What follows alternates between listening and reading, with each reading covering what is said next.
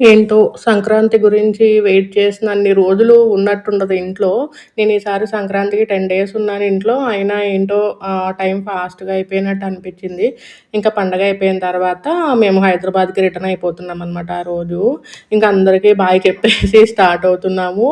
యాక్చువల్‌గా వెళ్ళే ముందేమో అన్ని డేస్ ఉండాలా అనిపిస్తది. కానీ వచ్చేటప్పుడు మాత్రం అప్పుడే వచ్చేయాలా అనిపిస్తది. మా అనిల్‌కైతే ఊర్లో ఎన్ని డేస్ ఉన్నా తనివి తీరదనమాట. ఇంకా కొన్ని రోజులు ఉండాలనే అంటాడు.